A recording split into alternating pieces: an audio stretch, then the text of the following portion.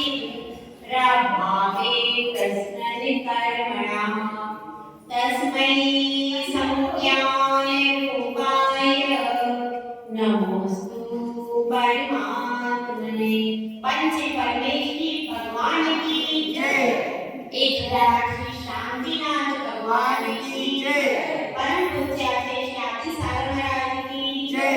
आचार्य श्री महावीर कीर्ति महाराज की जय। आचार्य श्री विमल सागर महाराज की जय। आचार्य श्री तपस्वी सम्राट सन्मति सागर महाराज की जय। आचार्य गुरुवर सुंदर सागर महाराज की जय। अहिंसा महेश्वर धर्म की जय। जिनवाणी माता की जय। गुरु हरिकानंद की माता की जय। हरिका संघ की जय। हर व्यक्ति अपने जीवन में कोई ना कोई लक्ष्य बनाकर ही जीता है। बिना लक्ष्य के कोई भी अपना सफर तय नहीं करता। जब से बच्चा भी अपना होश संभालने लगता है तो तब से वह सोच लेता है कि मुझे आगे क्या करना है। शुरू में तो उसका लक्ष्य इतना ही रहता है, जब बच्चा छोटा रहता है तो क्या लक्ष्य रहता है? सिर्फ भोजन करना और रोना। लेकिन उसके बाद धीरे धीरे जब उसका मस्तिष्क विकास को प्राप्त होता है तो वह छोटा बच्चा भी समझने लगता है कि मुझे स्कूल में जाकर के पढ़ना है और पढ़ करके क्या करना है, फिर धन अर्जन करना है। इस तरीके की बात छोटे बच्चे के मन में भी आ जाती है। लेकिन धन अर्जन तो सबको करना है। संसार में कोई भी प्राणी आया है तो उसको क्या रहता है? धन अर्जन करना। लेकिन धन अर्जन के साथ में प्रतिष्ठा भी चाहिए कि केवल धन अर्जन करना हो तो वह हमारे लिए ग्राह्य नहीं है। ग्राह्य कब है कि उच्च कुलीन व्यक्ति क्या सोचता है कि मुझे धन अर्जन तो करना है लेकिन प्रतिष्ठित पद पर बैठ करके धन अर्जन करना। इसीलिए कोई डॉक्टर बनना चाहता है, कोई इंजीनियर बनना चाहता है, कोई वकील बनना चाहता है, कोई कहीं फैक्ट्री का मैनेजर बनना चाहता है। बड़ी जगह बड़ी पोस्टिंग हर बच्चे के दिमाग में सेट होती है। छोटी जगह पर कोई मजदूर भी बनना चाहता है। भले ही वो ना बन पाए लेकिन एक मजदूर भी जब ख्वाब देखता है तो फैक्ट्री के मालिक का ख्वाब देखता है। तो इसी तरह से हम सब अपने अपने लक्ष्य को निर्धारित करते हैं। सोचते हैं कि हम यह करेंगे वह करेंगे और बचपन से ही कुछ बच्चे लक्ष्य को निर्धारित कर लेते हैं कि मुझे अपनी लाइफ में ये करना है। लेकिन लक्ष्य को निर्धारित करने के बाद आप लक्ष्य पर पहुंच जाएंगे बहुत जरूरी नहीं। जरूरी है क्या? नहीं। यह जरूरी नहीं है कि आप लक्ष्य पर पहुंच ही जाएं, क्योंकि उस लक्ष्य पर पहुंचने के लिए आपको पुण्य भी चाहिए और पुरुषार्थ भी चाहिए। यदि आपके पल्ले में पूर्व का पुण्य है, आपका भाग्य जोरदार है और आपने मेहनत भी कर ली, दोनों चीजें जब मिल गई तो क्या हो जाएगा? आपको लक्ष्य की प्राप्ति हो जाएगी।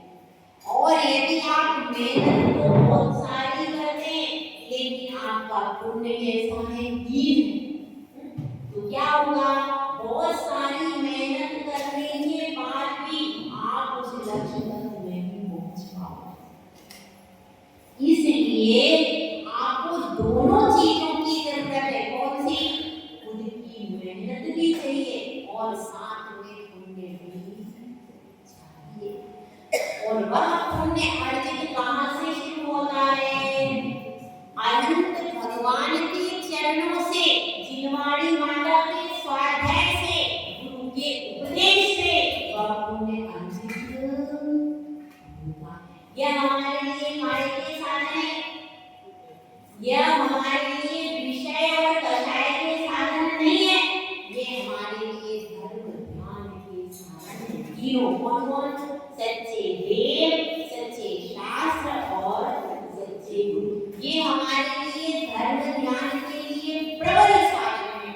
और इन साधनों के पास आकर के भी हम अपने लक्ष्य को डिसाइड करते हैं। कैसे करते हैं? कि जब हम यहाँ आते हैं, अपने हाथ जोड़ते हैं, तो भगवान निज पद दीजिए मोय। जो पद को आपने प्राप्त कर लिया वह पद हमें चाहिए। मतलब मोक्ष पद की इच्छा करते हैं कि नहीं हम? बताइए। यहाँ पर आकर के लगता है कि हम भगवान रोज शांति से बैठे, हम भी ऐसे बन जाए, ऐसा लगता है कि नहीं लगता मन में? तो वह जो इच्छा होती है वे परम पद में स्थित हो गए, वे मोक्ष में स्थित हो गए। तो एक जिनेंद्र भगवान की चरण का जो पुजारी है, यदि उसकी मोक्ष की इच्छा नहीं होती तो वह अभी वास्तव में पुजारी। तो उनके चरणों में आकर के उत्कंठा होनी चाहिए, गदगद लगना चाहिए। भगवान यह संसार का लक्ष्य तो इस भव में हम बहुत मेहनत करते हैं। बच्चे कितने साल तक मेहनत करते हैं? 23 साल 25 साल तक मेहनत करते हैं, तब जाकर के कोई सीए बनता है, कोई इंजीनियर बनता है, कोई डॉक्टर बनता है।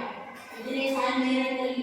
25 साल। उसके बाद में वह कमाना शुरू करता है, तो ज्यादा से ज्यादा 70 साल रहेगा। तो 25 साल के बाद उसने 27 साल में समझो इनकम चालू करी, तो कब तक रहेगा? जब तक वह 70 साल तक जी रहा है, केवल तब तक वह क्या कहलाएगा? सीए, डॉक्टर, इंजीनियर, वकील। तब तक क्या है? उसके बाद जब आंख मूंदी तो क्या गया? आंख खुली तो सपना गया, और आंख मूंदी तो अपना गया। क्या समझे? आंख खुली तो सपना गया, और आंख मूंदी तो अपना गया। जैसे आंखें मूंदती आपकी तो आपके सारे अपने चले गए जो पहले थे। अब फिर से नई शुरुआत करो, नए अपने बनाओ, नए रिश्तेदार जोड़ो, नया जन्म लो, फिर से कोई सपने में जीते रहो, फिर से वही आंख मूंदी तो अपना गया। समझना इस सच को, समझना इस हकीकत को। जिंदगी भर हम मेहनत करते हैं, और जैसे अपनी आंख मूंदी, ना हम डॉक्टर रहे, ना हम इंजीनियर रहे, ना हम वकील रहे, ना हम स्टूडेंट रहे, ना हम किसी के घर की बहू, ना हम किसी के घर का बेटा, ना हम किसी की माँ। कुछ रहा क्या? कुछ भी नहीं रहा। तब तो इसलिए यह सोचना चाहिए कि लक्ष्य ऐसा बनाए जो हमेशा के लिए बना रहे। यह जो हम भगवान के द्वार पर आकर के लक्ष्य बनाते हैं, ये हमें मोक्ष जानना है। हमें भगवान जो आप शांति से बैठे, भगवान जितनी शांति से बैठे, ऐसे आप बैठ पाते हो क्या? कितनी शांति से आप बैठे हो, कितनी सौम्य मुद्रा है, कितना आनंद का निर्झर आपके अंदर से, अनंत शक्ति का, अनंत आनंद का निर्झर कहाँ बह रहा है? भगवान के पास बह रहा है। भगवान अभी है यहाँ पे कि नहीं है? शांतिनाथ भगवान अभी जिंदा है कि नहीं? बताओ। शांतिनाथ भगवान का जो बाहर का शरीर था वो तो अब नहीं है, लेकिन उनकी आत्मा है। रहेगी कहाँ? श्री कृष्ण में। उनकी आत्मा के प्रदेश वहां पर कहाँ पर है? सिद्धालय में उनकी आत्मा के प्रदेश विराजमान है, और वो प्रदेश वहां से प्रेरणा दे रहे हैं कि आप भी यहाँ पर आ सकते हैं। आप भी इस शरीर रूपी कारागृह से मुक्त हो सकते हैं। हमारे कारागृह कौन सा है? ये सब जो दिख रहा है, जिसको अपन बोलते हैं, लिखते हैं, लगाते हैं, कुछ सजाते हैं, दर्पण में देखते हैं और फिर बाहर निकलते हैं। कहीं एक भी दाग अगर हो तो दोबारा मुंह पर क्या हो जाता है? चेहरे को अपन कैसे धोते? पहले क्या करते हैं? पहले वॉश करते हैं, फेस वॉश। पहले हमारे जो दीक्षा हुई, हमारे पहले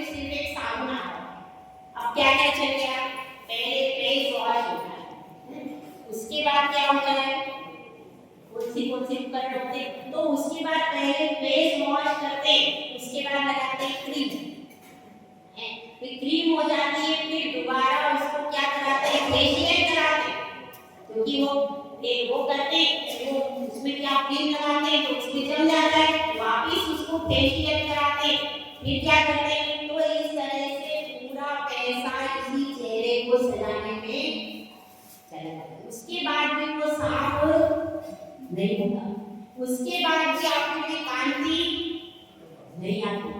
इतनी मेहनत करने के बाद भी पैसा भी खर्चा करते हैं, मेहनत भी करते, लेकिन वह चमड़ी पे कांति नहीं आती। तो यह समझना चाहिए कि शरीर का स्वभाव ही अशुचि है, तो इसको सजाने में, संवारने में, रंगने में अपना समय और अपना धन वेस्ट करने से कोई फायदा नहीं। अब यह समझना है तो फिर लक्ष्य क्या बनाए, लक्ष्य हम बनाए मोक्ष का। यह जब लक्ष्य बनाएंगे तो भाई अभी के पंचमकाल में मोक्ष होता है क्या, होता है क्या पंचमकाल में मोक्ष? नहीं, यहाँ महिला को किसी को हो जाए, महिला मंडल की महिलाओं को होता है क्या भैया, यहाँ संभाजी नगर की होता है क्या भैया, यहाँ कुछ अनूठा मिल जाए, भाई हम तो पहली बार आए, यहाँ कुछ होगा है, नहीं होता है। फिर क्यों बनाए, तो भी आज कोई बच्चा क्या बनना चाहता है, 8 साल का बच्चा है, कितने साल का है, 8 साल का, वो क्या कह रहा है, मैं सीए बनूंगा, तो अभी बन गया क्या वो सीए, आप कहोगे भाई अभी तो बहुत छोटे हो, अभी 8 साल के हो, अभी तुम सीए नहीं बन सकते, तो वो बच्चा कहेगा मैं तो सीए बनूंगा। अब क्या करें, अब 8 साल में तो सीए नहीं बनेगा, कब बनेगा, जब वो बड़ा होगा, मेहनत करेगा, तब जाकर के कब बना वो सीए, 25 साल में सीए बना, तो क्या कब से आना, 8 साल, तो 8 साल में वो सीए नहीं बना। इसी तरह से अभी हम सब छोटे छोटे बच्चे हैं, छोटे छोटे बच्चे हैं, लेकिन अपना लक्ष्य निर्धारित कर लिया कि मुझे मोक्ष में जाना है, लक्ष्य निर्धारित करके हमने उस लक्ष्य के अनुरूप अपनी क्रिया को सेट, माइंड सेट, क्या कहते हैं, माइंड सेट, अब उसने अपना माइंड सेट कर लिया है तो उसका हर कदम सीए की होगी। इसी तरह से हमने भी अपना माइंड सेट कर लिया कि मुझे मोक्ष जाना है, जब अपना माइंड सेटअप हो गया तो हमारा हर कदम जिसकी ओर है, समझ में आया। एक श्रावक रह कहाँ रहा है, संसार की कीचड़ में रह बनी रहा, लेकिन वहां रहने के बाद भी जिस तरह से कमल देखा है, किसने कमल देखा है, कमल देखा है कि नहीं, कमल आपने देखा हो, कमल का मुंह नीचे की ओर होता है कि ऊपर की ओर होता है, ऊपर की ओर होता है, कहाँ देखा आपने प्रदर्शन जी, कहाँ देखा, तालाब में देखा, यहाँ पर तालाब में नहीं बोली, तो कमल का मुंह किस ओर होता है, सूर्य की ऊपर की तरफ, ठीक है, और उसकी डंडी किस ओर होती है, डंडी होती है नीचे की तरफ, और मुंह किस ओर होता है, तो इसी तरह से और एक श्रावक का प्रतीक, कमल किसका प्रतीक है, श्रावक का प्रतीक है कि ऊपर श्रावक का मुख भी ऊपर होता है, जिस तरह से कमल का मुख किसकी ओर होता है, सूरज की ओर, ऊपर की ओर सूरज की ओर, और सूरज जैसे आता है वैसे कमल खिल जाता है। उसी तरह से श्रावक होता है, श्रावक का मुख होता है भगवान की तरफ, सच्चे देव शास्त्र गुरु की तरफ उसका मुख होता है, और नीचे क्या है उसके, कीचड़ किसके हुए, संसार की विषय और कषायों की कीचड़ नीचे रहती है, पर उसका मुख कभी कीचड़ की तरफ होता है क्या, यदि उसका मुख कीचड़ की तरफ हो गया तो वह अभी सम्यक दृष्टि श्रावक, उसकी दृष्टि कहाँ रहती है, उसकी दृष्टि रहती है भगवान की तरफ, देव शास्त्र गुरु की तरफ, लेकिन उसको रहना कहाँ पड़ता है, संसार की विषय और कषायों की कीचड़ में रहना पड़ता है। वह क्या मानता है, मजबूरी मानता है, इसीलिए ऊपर को देखता है, यदि अच्छा मानता तो नीचे की ओर देखता। इस बात को समझना है, हम सब रहेंगे जरूर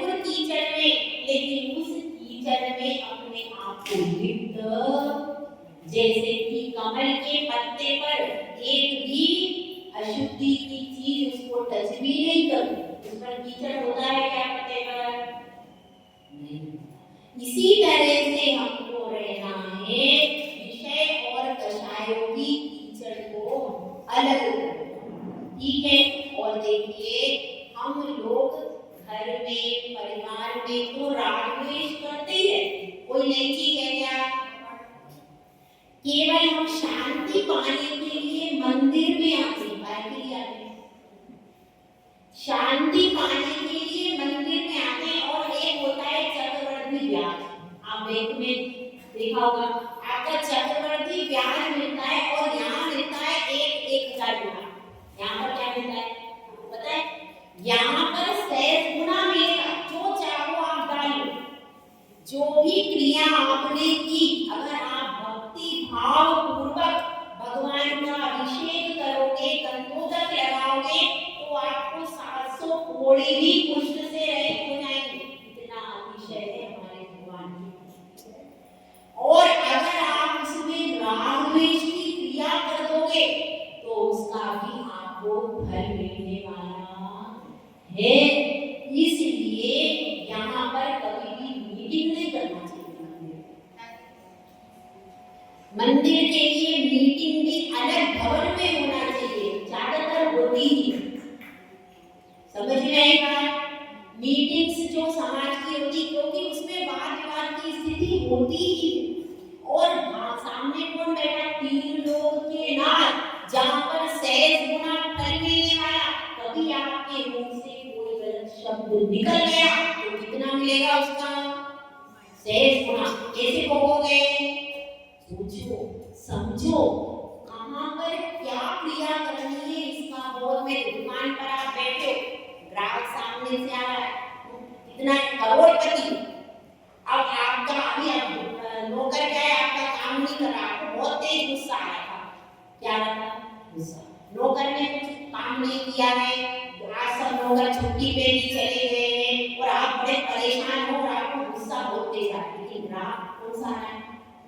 करोड़पति है और बहुत आज आपको लग रहा है कि इसके यहाँ शादी है तो ये कितना पूरा का पूरा करोड़ का माल उठाने वाला है। आप क्या करोगे उस समय?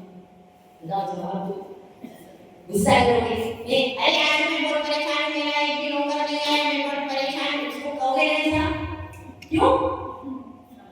कहना चाहिए आप परेशान हो, आप दुखी हो। नहीं, आप उस समय जितनी स्माइलिंग फेस पे हो सकती है स्माइल देकर के उसको कहोगे, अरे आप आइए, कैसे आना हुआ, आपका कैसा स्वास्थ्य है, आपके घर में कैसा चल रहा है, आपका आनंद मंगल तो है, आइए बैठिए, मैं अभी व्यवस्था करता हूँ, पानी की व्यवस्था करके पानी दे। अगर कोई नौकर नहीं है, आप खुद उठ करके उसको पानी लाएंगे, उसको चाय देंगे, किसी को बोल देंगे, तुरंत व्यवस्था करवाएंगे। मौसम कौन सा चल रहा था, आपने मौसम बदला ना। इसी तरह से जब भी आ जाइए भगवान के द्वार पर, कोई भी मौसम चल रहा हो, अपने मन का मौसम बदल दीजिए कि भाई 3 लोग के नाम आए। अपने मन का मौसम बदलना हमारे हाथ में है। ये 3 लोग के नाते यहाँ से सहज गुना लेकर के जाइए, आप लोग सहज गुना लेकर के जाएंगे। पुण्य कमाने की जगह है, बाकी सब तो आप कर ही रहे हो, आराम कर रहे हो। यह पुण्य कमाने की एकमात्र जगह है। श्रावण के पास सिर्फ 1 घंटा है। कितना समय है भैया? सिर्फ 1 घंटा है। कभी देवयोग से कोई साधु परमेश की उपदेश दे दे तो बात अलग है, नहीं तो आपके पास सिर्फ 24-23 घंटे आपके पास कमाने के, 1 घंटा पुण्य कमाने का ध्यान रखिए। मान कषाय को छोड़ने के लिए हम भगवान के घर पे आते हैं। हमारे पास है ही क्या? जो कुछ इनके पास है, हमको इनके चरण की धूल भी नहीं है। इसलिए सारी मान कषाय को, सारी क्रोध कषाय को इन चरणों में विसर्जित करेंगे तो हम भी एक दिन भगवान बन जाएंगे। उसी भगवान बनने के लक्ष्य को लेकर हम परमात्मा के द्वार पर आए, अपने लक्ष्य को भूलिए। जिस तरह से कोई बच्चा लक्ष्य को नहीं भूलता, तभी वह लक्ष्य को प्राप्त। हम यहाँ मोक्ष के लिए आए, हम यहाँ राग द्वेष छोड़ने के लिए आए, हम यहाँ परमात्मा करवाती हूँ लोगों को कि भाई जैसे ही मंदिर की सीढ़ियां चढ़ो तुरंत कह दो मेरा दशाएं का त्याग है। मैं यहाँ पर राग द्वेष नहीं करूँगा। मैं यहाँ अंदर आ जैसे ही आप अपनी पादुकाओं को उतारते हो वैसे ही वहीं पर अपने राग द्वेष पर उतार दिए। अब मैं मंदिर से घर जाऊंगा भले ही वहाँ बीवी से कष्ट करूंगा। ये यहाँ नहीं, ये पवित्र स्थान है, ये पुण्य अर्जन का स्थान है। ये मेरे 23 घंटे के जो पाप किए उस पाप को विसर्जन करने का पवित्र स्थान है। इस चीज को आप समझिए कहाँ पर, या आप लौकिक क्षेत्र में तो स्कूल में बच्चा रहेगा तो वहां पर मम्मी की बात नहीं होगी, घर में आएगा तो बहुत सारी स्कूल की बातें दबा जाएगा, वो सब आप लौकिक क्षेत्र में भली प्रकार कर लेते हो, लेकिन यहाँ पर इस पारलौकिक क्षेत्र में आप भूल कैसे। जिस क्षेत्र में जिस काल में जो क्रिया करनी है जब आप 23 घंटे याद रखते हो तो इसे घंटे याद, यह 1 घंटा अगर आप याद रखोगे तो आपका जीवन उन्नति के क्षेत्र में आगे बढ़ता चला जाएगा। इसलिए अपना लक्ष्य हमेशा याद रखें। जब आप मंदिर में आते हैं निस्सही करते हैं उसी समय अपने सारे राग द्वेष में भाई बाद में निपट लूंगा। कोई शत्रु भी दिख गया मंदिर में नहीं, बाहर आने को मिलने को छोड़ा है मैं देखता हूँ, अभी नहीं, अभी मैं मंदिर में हूँ, अभी मैं भगवान का हूँ। यहाँ पर सिर्फ आप ना डॉक्टर हो ना वो वकील हो ना अध्यक्ष, कोई नहीं हो। यहाँ पर आप कौन है, सिर्फ ये मेरे भगवान और मैं भगवान का भक्त। यहाँ पर किसी का कोई भी आइडेंटिफिकेशन होना, तब आप परमात्मा को पाओगे, तब आप उनकी भक्ति में डूब जाओगे। उससे क्या मिलेगा, उससे परम पद की प्राप्ति हो। तो अपना सब कुछ राग द्वेष विसर्जित करके मन को निर्मल बना करके, जिस प्रकार से निर्मल पात्र होता है और उसमें खीर रखी जाती है, वह खीर किसके लिए, शरीर के लिए आरोग्यवर्धक होती है। और अगर गंदे पात्र में खीर रखते हो उस दूध को भी वह खराब कर देती है। इस तरह अपने पात्र को निर्मल बना करके प्रभु की आराधना भक्ति कीजिए। जय दुर्गा, जय सुंदर सागर महाराज की जय। और आज शाम से यहाँ पर